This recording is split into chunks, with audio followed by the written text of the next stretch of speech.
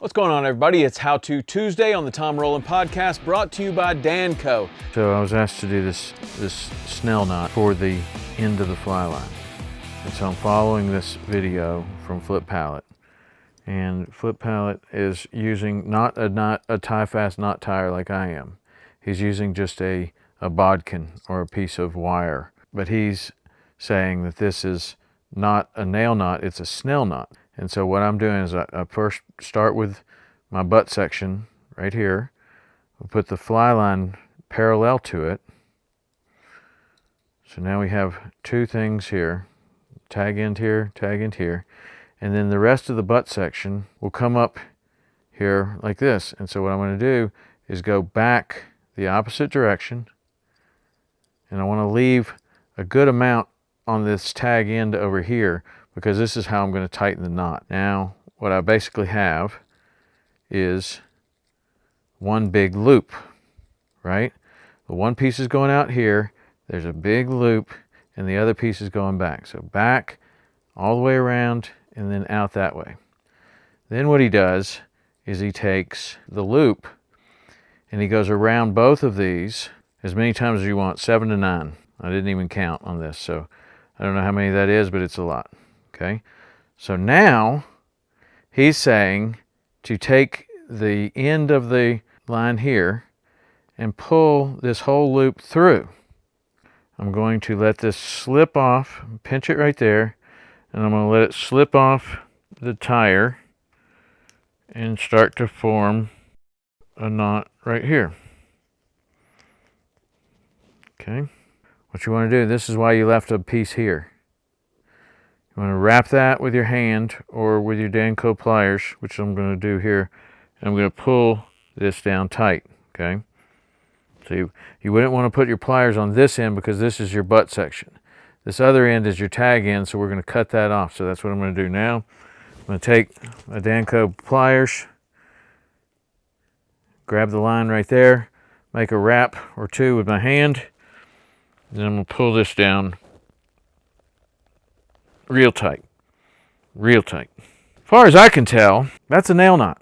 It's a different way to tie a nail knot, but it's not a different knot. I'm also going to tie what I think is this same knot in a much, much easier way. Show you a different way to tie that same, what I think is the same knot. Maybe it's a different knot. You tell me. So without the fly line even in my hand, I'm going to go ahead and create the knot. And I want extra on this end because I'm going to end up pulling on this end. I'm going to now go the same number of turns.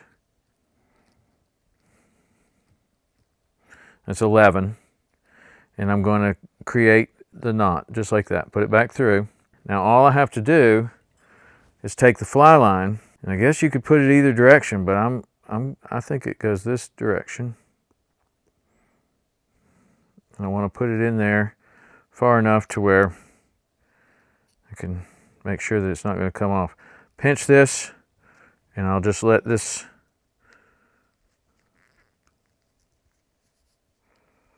roll right down on itself.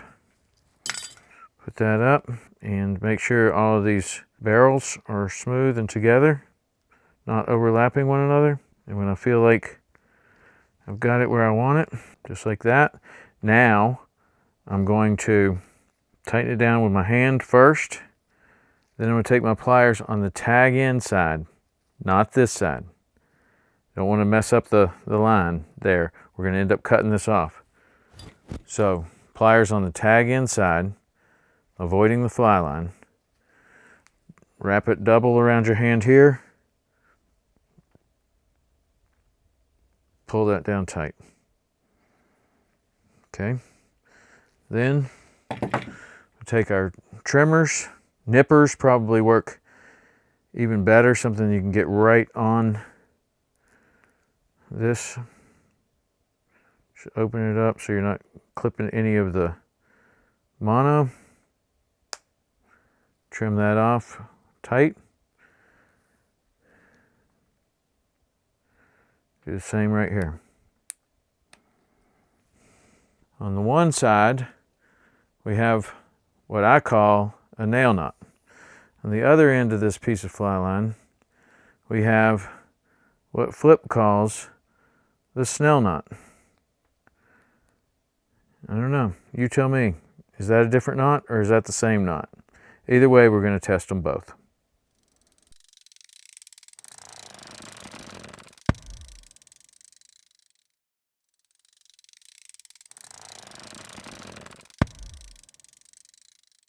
So we tested both of these, the way that Flip ties the SNELL knot and the way that I tie a nail knot, which appear to me to be exactly the same. The result was very similar. 21.75 on this one and just slightly less on this one. The common factor was that the knots didn't actually break.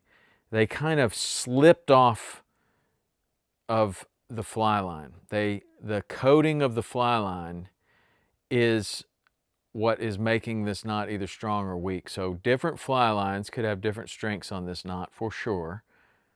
And the way that you cinch it down could have different strengths. The difference between this and a welded loop is about half as strong. Now, a welded loop comes with challenges. You have to then tie a loop knot. That loop knot is having trouble going through the guides. So you're looking for a smoother connection and you move to a nail knot or a SNELL knot. This would be perfectly acceptable for anything up to a 20-pound tippet. It's breaking higher than 20 pounds. So if you're using, 12 pound, then your tippet is going to break long before this is going to break.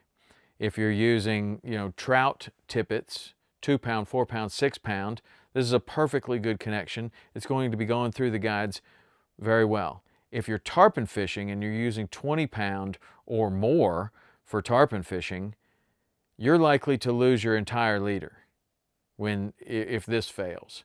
So I wouldn't suggest this for big game fishing. It's a perfectly acceptable connection from your fly line to your leader for lighter line stuff, bonefish, maybe even permit.